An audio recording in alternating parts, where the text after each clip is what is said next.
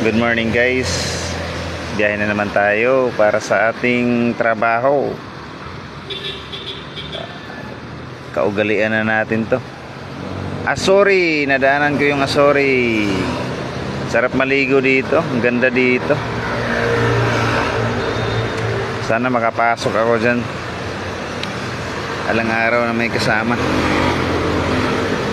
Habang nagtatrabaho pa tayo, mag-ipon tayo para may panggala tayo or may pambili tayo ng kung ano man ang gustuhin natin. Pero ride safe pa rin tayo guys. Yan, kapag mature ka na, kailangan mong sa kalsada, kailangan mong magbigay. Huwag umovertake sa mabibilis na rider.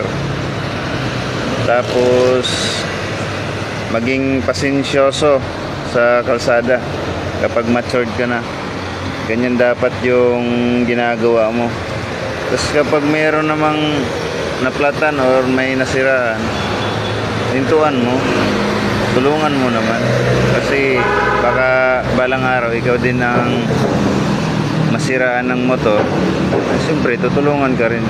Babalik din yung tinulong mo. Kaya tulungan lang, bigayan lang. Salamat guys sa panonood. See you.